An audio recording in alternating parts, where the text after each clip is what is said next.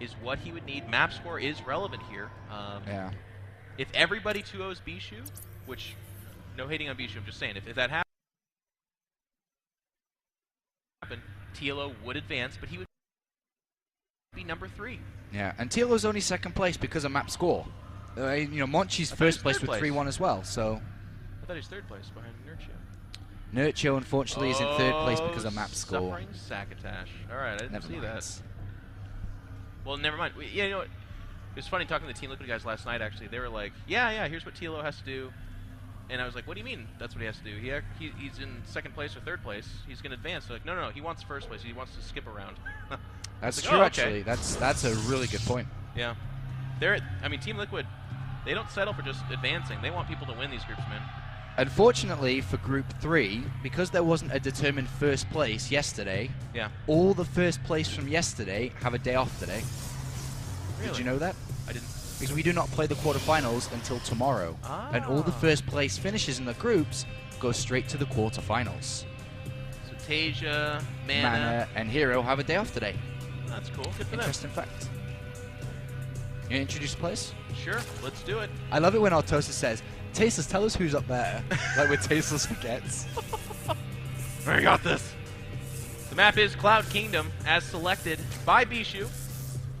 And our players, lower left-hand side from Team Dignitas, trailing 0-1, needing a win here. It is Dignitas Bishu. And his opponent, a fan favorite from Team Liquid, it is TLO. Always with the fans. TLO, really good guy. You know what? I asked, why did he shave his head, by the way? And I was expecting... Oh, crap, I haven't seen him this event yet with his shaved head. Neither have I, but of course everyone talks about his hair. Oh, you haven't even. Everyone knows about TLO's hair because he's like attached some philosophical meaning to it, whether it's long or short. So I was expecting a really epic story about he's been doing so well that he shaved his head just like to symbolize his success or something. And it was like, no, he just wanted to see what it looked like. Was it like a meditation thing? Nope. He just wanted to see what it looked like. That's it. Is that it? So the guy grows out a beard in the public eye for like a year. But then when he shaves his head, it's just because he was curious as to what he looked like with a shaved head. There's a German joke here somewhere. I don't know it. I can't find it right now. Neither can I. I'm all out of jokes. What do you think about Cloud Kingdom, by the way, on this in this matchup, especially with your experience? Well, I'll tell you what. It started off as a very comfortable Protoss map. They really liked it. 3 bases is not really hard to achieve, and then a lot of Protoss players were kind of going off 3-base timings and doing very well with that. But you'll notice it's shifted over to a map that a lot of Zerg players will pick because it's fairly cramped as a medium-sized map. So if they can just go Ling and Fester and secure 4 bases for themselves, get Broodlords out, you're not really going to be able to Warp Prism a whole lot of their bases. Of course, the mineral line behind that natural force is very potential, or it has a lot of potential for stalkers behind that or some kind of harass. And if you can draw their army over there, you can then Warp Prism their natural main. But Zerg players like it. They like the maps smaller, and that's why the larger maps sometimes give them pause, like in Entombed Valley. But at the same time, when a Protoss player gets dragged to Cloud Kingdom, they don't go, oh no, I'm dead, like they would on like Atlantis Spaceship or something. We do have a bit of a mind game coming out here by TLO, if you didn't notice, is that he did take gas in the main base and then cancelled it and then took a 3rd, or did both at the same time, and Bishu only found out about the gas in the main. It's very similar to previously, but not the 3rd Nexus, 3rd hatchery, so... I love that. That's a nice little mind game, and Bishu obviously has to go send out another probe, or... Yes. I definitely think he has to. He didn't actually send that one out, it stopped in the gap there. I think it would be wise to do so. He can get out there before speed is done, if it was to be made. That move is really emboldened, too, by TLO's profile. When you face TLO, you think to yourself, this guy's famous for clever Nidus worms, really fast, like, dumping a creep and getting queens and roaches to my half the map. Like, really clever but gas-based stuff. And all TLO's doing is playing completely standard, 100% straight up. But he fakes something that gives people pause because he's TLO, more so than other players. And this time with the Robo, I suspect it will be an Observer first. Just because Bishu's in the dark, he doesn't really know what's going on. I feel the Robotics Bay is more a, I want to find out what you are doing, more so than an Immortal Push or Warp Prism. I agree with you, except that there's no +1 on this Forge, and that makes me... That's actually a good point. I don't know. He has more than enough gas to do +1 and then also something off this Robo. So I want to see where this gas is going to go. Well, the Robo's finished. We'll see. Find out what it's going to be. It is going to be an Immortal, okay. Yeah. Oh, no. Warp Prism, okay. Oh, all 3 choices. Yeah. Alright, so the Warp Prism won't have that big of an effect in this game, to be honest. It may be very similar to what we saw previously. Yeah. He's going to play it out like that. I would have liked Bishu to go Observer and get +1, as you said. I would have actually preferred him to do that on this map against TLO. But he's going to open up with a Warp Prism. It's going to try and slow TLO down again. It probably won't even have a unit in there. I don't think it's a wise thing, considering... Actually, he did see the 3rd Nexus. I mean, God, why did I say that again? 3rd Hatchery. So he could put the Warp Prism to use, but he didn't load it with anything, so... Yeah, and that's exactly what he did last time. And I was kind of expecting like a mid-map, open up, load it up with something, a Zealot or 2, something like that. But no, not really. He eventually did put a couple of Zealots in there to no effect, really. And we do have double Immortals kind of lined up here. And off the Warp Prism first, minus the Observer, which does not exist. And now the late +1. I feel like we're looking at another Immortal push. Yeah, and TLO's too smart this time around. Hasn't really cut anything with the Warp Prism coming out.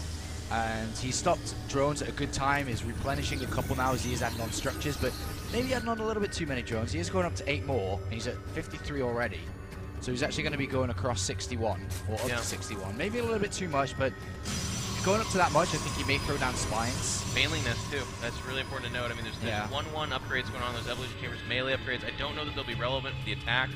Whenever you're pure Ling, you're at the mercy of the sentries. And we don't see any kind of speed overlord or drop upgrade. That's not the case. So I'm very, very curious as to how TLO... I mean, you have to know the Immortal Shove is coming. I mean, he knows now for sure. Yeah. And basically, the #1 thing in this game, guys, can Bishu hit his force fields? Yes. It's going to be #1. It is it. And if he doesn't, then the Banelings get in, the Lings get in, the game's over. So Bishu has to calm his nerves. He cannot mess up.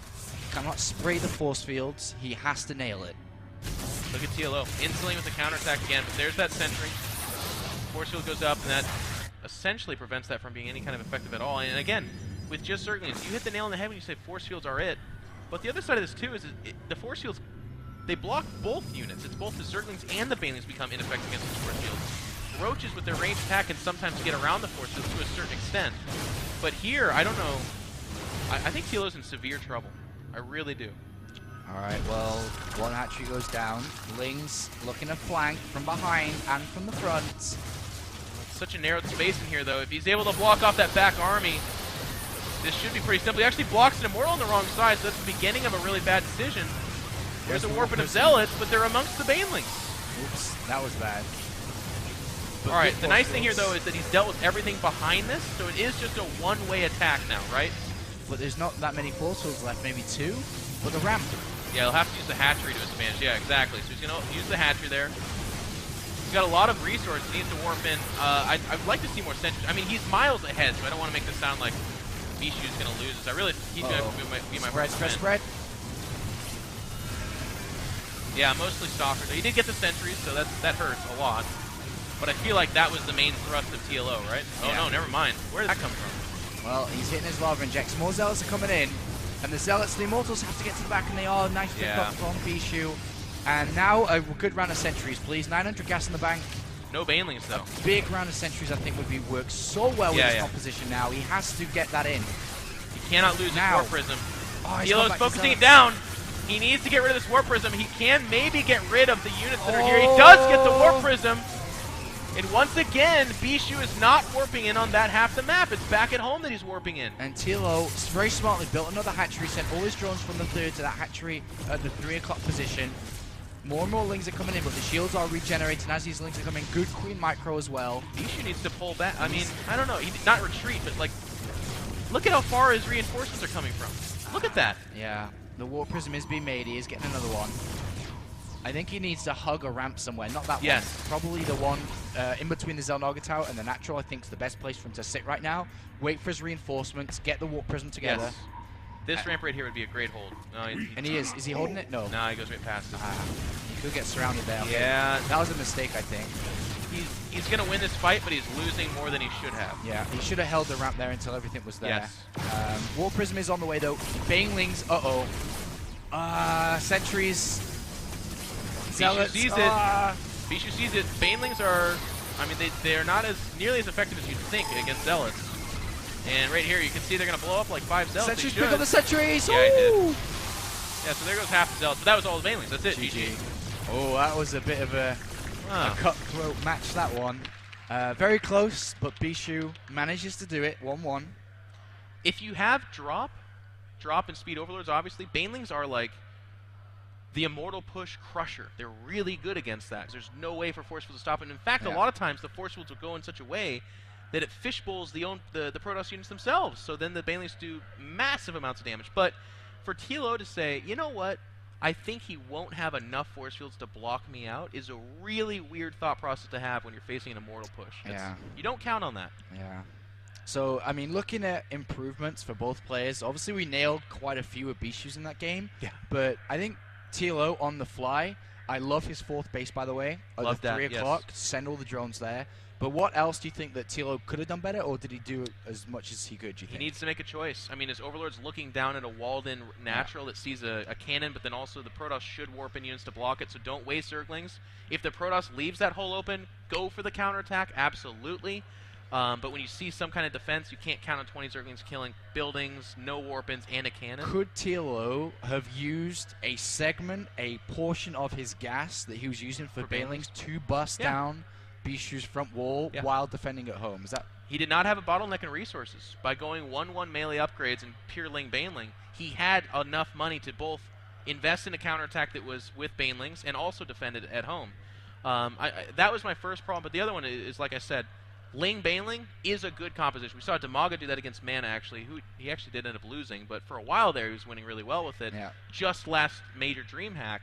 But if you don't have that X factor, like it's an open map or I have drop or something like that, you cannot count on force fields not being there. It's really weird to say that. It's like, you know, if the Terran makes Marines, I'm in a lot of trouble. But gosh, if they don't make Marines, I'm in good shape. That's the same thing as saying, I hope this Protoss doesn't have force fields.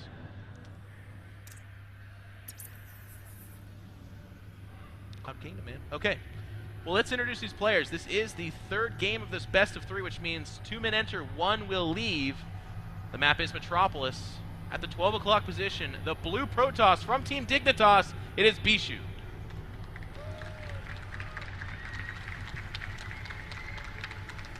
And his opponents on the left side, from Germany, Team Liquid's TLO. All right. You know, in the opening, we talked about how cutthroat the open bracket was, single and best of 3s. That's, I think, deserved. If you think about the amount of effort that players such as Tilo put in to qualify for DreamHack Winter throughout the year. Okay, good point, good point. I was just looking. Bishu never had any points on the board this year for the DreamHack ISO Open. Didn't get top 16 once this year. He played in a couple events, was knocked out in the round of 32 as his highest result. But right now, because of going through that very intense bracket, single and best of 3, he's now in the grand finals, the $82,000 tournament.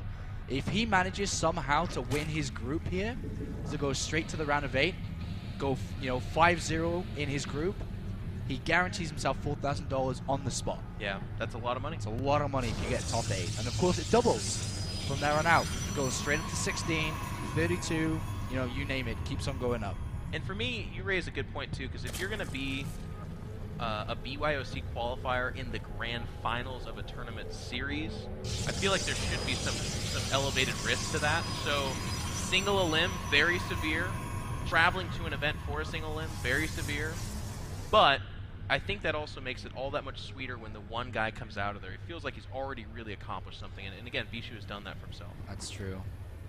And well, he only played in the Swedish events, not the Valencia and Bucharest. Okay. Which makes sense too. He wasn't or hasn't been able to travel. But he must be feeling very happy to actually qualify. I think all the 4 players are probably ecstatic, over the moon with being able to qualify for this prestigious tournament. As we get day 2 on the wraps. First game of the day, 1-1 between Tilo and Bishu. Tilo managing very much so by the skin of his teeth to qualify for DreamHack Winter.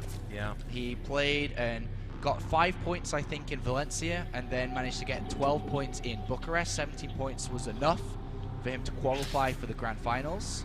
And he knew it too. I remember watching his tournaments where it was like this round qualifies you, or you don't get in, and he played for that. He knew it. And excuse me, Tilo only got 12 points. So Tilo only got top 16 at the last event. Yes. In Valencia, he didn't manage to get higher than top 16, so he got no points. I remember that storyline. And Tilo went to Bucharest with 1 goal to qualify for DreamHack Winter, and he's here. Do you want to know what Bishu's going to do this game? Probably a form of 2-base all-in. Or mortal. Well, yes. It's going to be the Immortal variety, though. I'm almost guaranteed. Yeah. Guaranteed. I would have said that before the row, though. I promise you. This map kind of calls for it. It was the original Immortal Push map.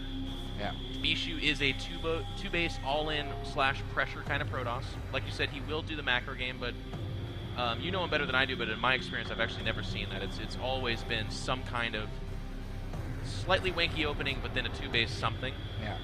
And I'll tell you what, if TLO responds to an Immortal all-in by going main Ling like you did in game number 2, that really incentivizes the repeat strategy. You look at that and you say, well, if that's what he thinks counters this, and if it worked out as easily as it did for me there, I'm going to do this.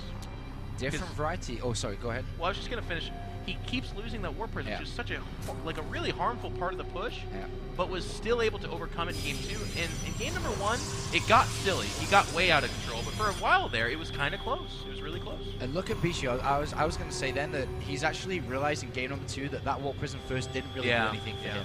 So he's actually just gone straight for the Immortals here. And he's definitely going to go for it. No, I was wrong. Wait. What's going on? He's not mining gas.